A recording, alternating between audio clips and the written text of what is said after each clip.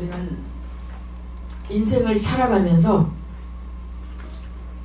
감사한 일이 많고 저에게 은혜를 주는 사람이 많아요. 또 반면에 저를 아프게 하고 저를 힘들게 하는 사람도 있고 사건도 있고 사고도 있었어요. 정말 그 사람 하면 정말 또 생각나고 보고 싶고 추억에 남는 사람 있는가 하면 사람 생각만 해도 몸서리 쳐지고 치가 떨리고 이가 갈리는 사람이 있을 거예요. 그러나 우리는 하나님의 백성으로서 구원받고 저 천국 천성을 바라고 가는 저와 여러분들은 그럼에도 불구하고 악을 악으로 갚지 않고 손으로 악을 이기고 손으로 악을 갚는 저와 여러분들이 되시길 예수님 이름으로 축원합니다. 아멘. 오늘 누가복음 이 17장 이 15절에서 19절의 이 본문의 이 배경을 보면은 10명의 이 나병 환자 중 오직 사마리아인 한 명만 주님께 돌아와서 감사하고 하나님께 영광을 돌리고 구원의 확증을 얻은 사실은 유대인들이 거부한 복음을 이방인들이 받아들이게 됨을 나타내는 그런 오늘 본문의 배경이에요. 이 나병 환자 같은 경우는 지금 이제 한센병이라고 하는데 저기 소록도 갈 기회가 있었는데 졸업여행으로 갈 기회가 있었는데 저는 그때 가지를 못했어요. 근데 이제 갔다 온 사람들의 얘기를 들어보면 정말 이 코가 손이 막 이게 썰어 들어가는 그래서 그 한센병이 나병 환자들만 따로 거기에 지금 이 소록도에 이렇게 따로 이렇게 한 곳에 이제 모아놓고 이렇게 치료하고 또 그들만 또 이렇게 살 수 있는 그런 그 일반 사람들과 구별을 놓는 그런 곳에 살고 있어요. 거기서 지금 예수님이 예루살렘으로 가실 때 사마리아와 갈릴리 사이로 지나가시다가 지금 예수님께서 예루살렘으로 가는데 그 사마리아와 갈릴리 사이에 이제 그 사이를 지나가려고 하는데 한 마을에 들어가니 이 나병 환자 10명이 예수를 만나서 멀리 서서 예수를 만났는데 가까이 갈 수가 없어요. 왜? 나병이 있기 때문에 옮길 수 있기 때문에 멀리 서서 소리를 높여서 이르되 예수 선생이여 우리를 불쌍히 여기소서 하고 외쳐요. 소리쳐요. 보시고 이르되 가서 먼저 제사장들에게 너희 몸을 보이려 하셨더니 그들이 가다가 깨끗함을 받았자. 이 말은 이때 당시는 레위기에 보면은 그 레위기 14장에 보면은 구약의 문둥병은 이 죄의 상징이었어요. 그래서 레위기 13장에서 14장에 보면은 문둥병은 죄의 부정함과 하나님의 심판을 상징하는데 정결되려면 먼저 제사장, 오늘날로 말하면 목사에게 가서 판정을 받아야 돼요. 그리고 완치됐다는 그 판정을 받고 정결 예식을 이제 치러야지만이 공동체에 같이 생활할 수가 있었던 거예요. 그런데 제사장들에게 너희 몸을 보이려 하셨더니 그들이 가다가 깨끗함을 받은 거예요. 이 말은 즉시 순종했다는 거예요. 내가 고침받았는데 내가 뭐하러 가서 또 제사장들한테 또 보여야 돼? 그리고 안 갈 수도 있지만 그들이 가서 보이려 해서 보였더니 그들이 가다가 깨끗함을 받았어요. 그 중에 한 사람이 오늘 본문에 그 중에 10명 중에 한 사람이 자기가 나은 것을 보고 큰 소리로 하나님께 영광을 돌리며 돌아와 나머지 9명은 치유만 받고 그냥 내뺐어요. 속된 말로 내뺐어요. 그러나 한 명은 그 중에 한 사람은 자기가 나은 것을 알고서 하나님께 돌아왔어요. 회개. 신약으로 말하면 감사로 돌아왔다는 거예요. 구약에서 이 하나님께 돌아온 사람들을 보면은 당신의 하나님 나의 하나님이라고 돌아옴을 신앙을 고백하는 룻기서의 1장 16절에 나오고요. 히스기야는 하나님께 돌아와서 성결을 해볼게요. 역대하 29장 6절에서 10절 말씀에 이스라엘 여호와께 돌아오라고 말씀하고 있어요. 사마리아인 한 사람은 예수께로 돌아왔어요. 이 사마리아인은 이방인이었어요. 돌아옴의 완성이고, 하나님께 돌아온다는 것은 돌아옴의 사람은 이 믿음의 구원을 얻습니다. 그런데 여기 보니까 예수께서 17절에 이르시되 10사람이 다 깨끗함을 받지 아니하였느냐? 그 9은 어디 있느냐? 이 말씀을 볼 때 우리는 다 하나님, 다 사람들이 시험을 받고 문제가 해결받고 해도 다 감사하지 않는다라는 거예요. 감사하는 사람은 한 명, 10명이 한 명이라는 것은 10% 그렇게 감사하지 않는다는 거예요. 감사, 문제 해결되면 그냥 다 어려울 때는, 막 힘들 때는 아버지 나와서 하나님 앞에 자꾸 막 저기 하다가 이제 그 문제가 해결되고 병이 낫고 하면은 언제 그랬다는 듯이 하나님을 외면하고 등지고 세상으로 다시 나아가는 그런 사람들이 얼마나 많이 있는 줄 몰라요. 세상 사람들뿐만 아니라 심지어 하나님을 믿는 크리스찬인들도 그렇다는 얘기요. 근데 이 이방인 외에는 하나님께 영광을 돌리러 돌아온 자가 없느냐 하시고, 하나님은 지금 이 사마리아인 외에는, 이방인 외에는 하나님께 영광을 돌리러 온 자가 없느냐 하시고 그에게 이를 때, 지금 이 사마리아인 한 사람에게 이를 때 일어나 가라, 내 믿음이 너를 구원하였느니라 하시더라. 이 이방인의 믿음, 신약에 이 보면은 신약으로 넘어와서 사마리아인의 감사, 구약에서는 이방인의 믿음을 봤어요. 라합을 보면은 여리고의 이방 여인 믿음으로 구원받았죠. 여호수아 2장 9절에서 13절 보면. 그리고 나아만은 시리아 장군인데 이 사람도 문둥병을 고침받고 하나님께 감사했어요. 욥은 히브리인이 아닌 이방인 사람이었어요. 그 사람도 욥도 하나님께 감사했어요. 감사한 사람은 유대인이 아니라, 감사한 사람은 하나님을 믿는 하나님의 백성이 아닌 사마리아인 이방인이 감사했다라는 거예요. 그래서 우리는 늘 이 말씀을 보면서 우리가 하나님을 믿는다면서 하나님의 백성으로서 늘 우리는 아니라며, 또 타성에 젖어서 나는 늘 하나님의 백성인데 내가 설마 감사 안 한다고 해서 하나님이 뭐 어떻게 하겠어? 그런 아니라. 그런데 우리는 늘 무사 아니라고 그런 생활에 살아갈 때가 너무나 많아요. 근데 여기서 보면은 구약의 이방인 중에서도 참 믿음이 있다는 패턴이 신약에서 오늘 이 말씀을 통해서 사마리아인을 통해서 다시 확증이 돼요. 하나님은 감사하는 믿음의 사람을 민족, 배경 상관없이 기뻐하셔요.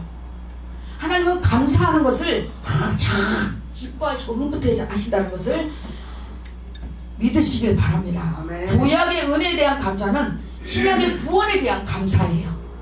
구약의 대표적 감사 장면을 볼 때 하박국에 보면은 비록 무화과 나무에 열매가 없을지라도, 비록 없을지라도 여호와로 말미암아 감사. 내가 비록 진짜 어떤 문제가 해결되지 않을지라도, 그리하지 아니할지라도 난 여호와로 인하여 기뻐하며 감사할 수 있다는 그런 입술의 고백이 있으시길 예수님 이름으로 축원합니다. 아멘. 내 다윗은 내 영혼아 여호와를 송축하라. 시편 104편에 3편에 나오고 있죠. 다니엘은 위기 속에서도 하루에 3번씩 창문을 열고 감사하면서 하루 3번씩 전에 하던 대로 무릎 꿇고 기도했다고 했어요. 그래서 우리는 늘 이 감사가 일상이 돼야 돼요. 우리는 감사가 막 좋은 일 있고 막 문제가 해결되고 병이 치유되고 막 뭐가 잘 해결될 때만 감사할 것이 아니라, 이 감사가 우리는 그래서 범사에 감사하라, 항상 기뻐하라, 쉬지 말고 기도하라, 이는 너희를 향하신 하나님의 뜻이라고 말씀하셨어요. 그래서 우리는 이 감사가 매니아가 되시고 감사를 자꾸 감사를 자꾸 업그레이드 시켜야 돼요. 감사를 자꾸 레벨을 높이셔야 돼요. 우리가 정말 극한 상황 속에서도 감사가 나올까요? 정말 그때 감사가 나올 수 없을 거예요. 누구나 외에 없이. 그러나 성경에서는 범사라는 뜻은 모든 일을 말하는 거예요. 좋은 일이든 나쁜 일이든 슬픈 일이든 원통한 일, 분한 일, 모든 일에 감사라고 말씀하고 있습니다. 우리가 감사를 하다 보면 하나님께서 정말로 뜻하지 않는 어떤 그런 사건과 사고 속에서도 하나님의 방법으로 방법으로 하나님의 뜻대로 그 문제를 해결하고 또 이렇게 온 것을 알 수가 있어요. 가만히 한번 이렇게 우리의 신앙의 뒤안길을 한번 살펴보세요. 곰곰이 생각해 보십시오. 하나님의 은혜가 아닌 것이 하나도 없었고 우리의 정말 그 호흡마저도 우리가 숨쉬고 있는 그 호흡마저도 하나님의 은혜가 아니면 우리는 살아갈 수가 없어요. 그럼에도 불구하고 우리는 외할 것 없이 감사를 그냥 너무 뭐라 그럴까 가볍게 생각하고 너무 소홀하게 생각한다는 거예요. 이 돌아온 이 사마리아인 한 사람의 이 행동, 육체의 치유를 본 곳에서 끝나지 않고 그 은혜가 하나님께로부터 있음을 본 사람이에요. 그래서 이 큰 소리로 하나님께 영광 돌렸다고 했어요. 이 말은 은혜는 마음속에만 간직하는 것이 아니라 표현될 때 완성이 되는 거예요.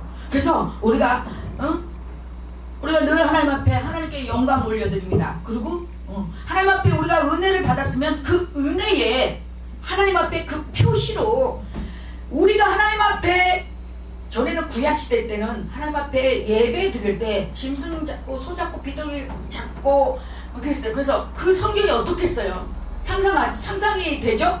피바다, 정말 피바다. 그런데 이제 구약 신약시대로 넘어와서는 이 예배로 드린다는 게 우리가 이 예배로 이렇게 드릴 수 있다는 게 얼마나 큰 은혜인지 모릅니다.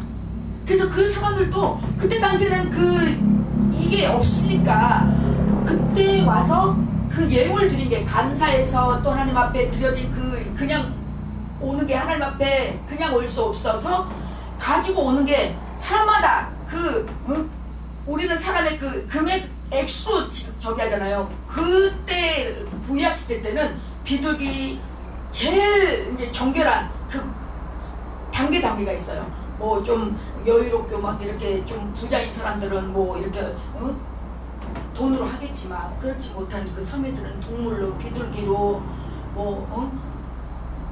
양으로 그렇게 예물을 드렸단 말이죠. 그런 것처럼 우리가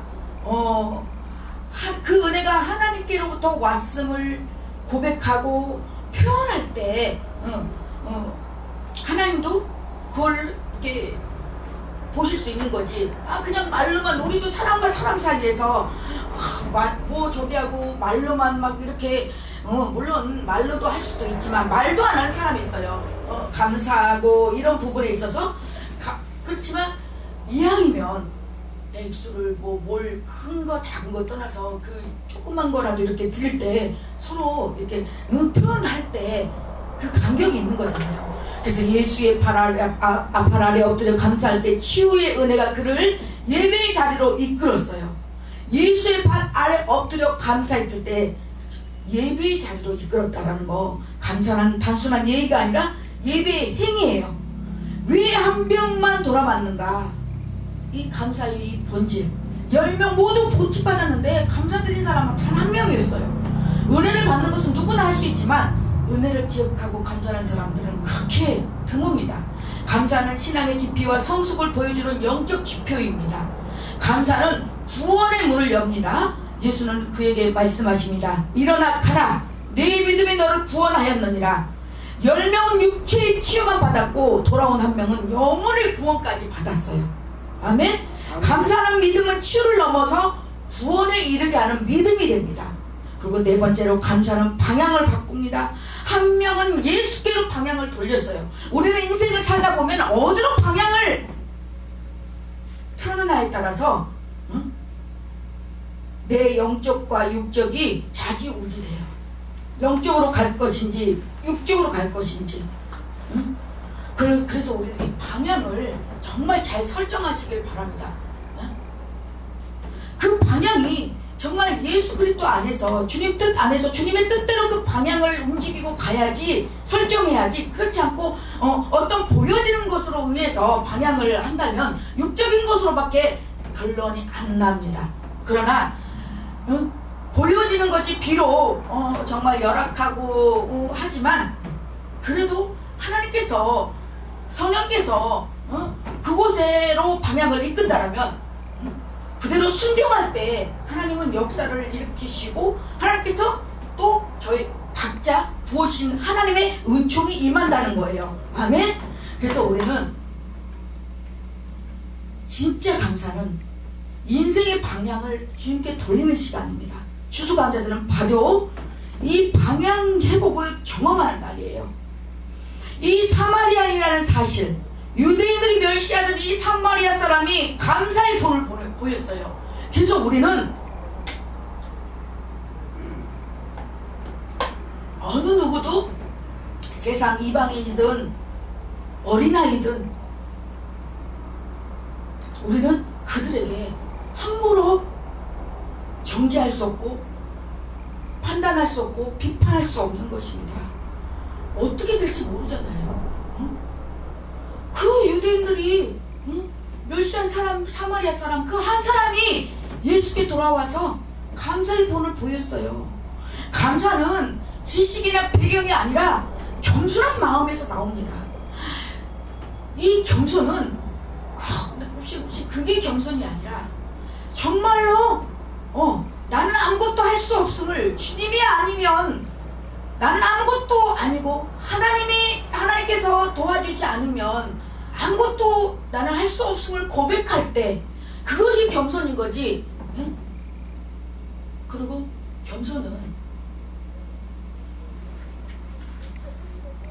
나보다 먼저 왔던 그 믿음의 여정에서 그분들의 말씀을, 권면을 들을 수 있어야지.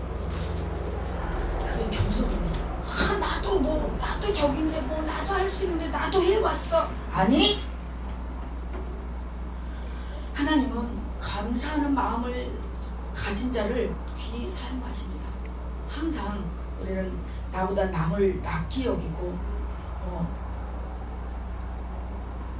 우리가 이 감사를 통해서 하나님께서 나에게 부어주신 복이 무엇이 있는지, 은혜가 무엇이 있는지, 또 그 감사를 통해서 나는 하나님께 얼마나 감사를 했고 또 감사의 표현으로 하나님께 어떻게 했는지 오늘 추수감사들을 통해서 나의 행동과 나의 방향이 정말 나는 어느 쪽을 향해서 달려가고 있는지, 방향을 어떻게 설정을 하고 포인트를 갖고 표대를 향하여 달려갈 것인가.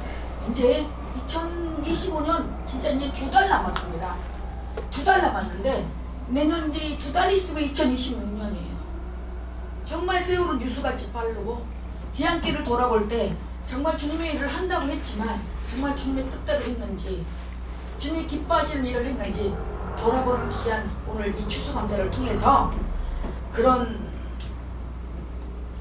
시간이 됐으면 좋겠고, 또 하나님 앞에 이때 내가 감사하지 못했던 거 있다면 하나님 앞에 감사하며, 또 오늘 이 성찬식을 통해서 다시 한번 하나님께서 나의 죄를 위하여 십자가에 못 박혀 돌아가시고 그 조롱과 침뱉음을 받으면서 나를 위해서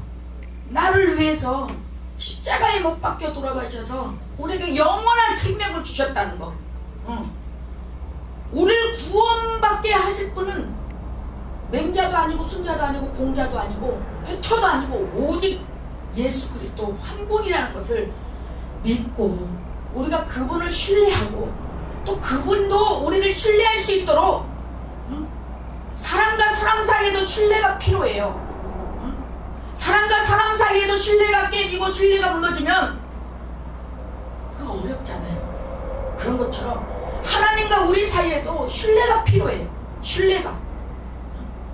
정말 하나님과 사람 우리 관계에서 정말 신뢰가 무너지는 게 있다면 신뢰가 다시 회복하고 정말로 이제는 주님의 뜻대로 살겠습니다 라고 고백하고, 그 고백에서 끝나는 게 아니라 그 고백에서 내가 이제는 감히 정말 끊을 거 끊고 다시 그 끊어짐 속에서 다시 예수의 말씀으로 다시 기도로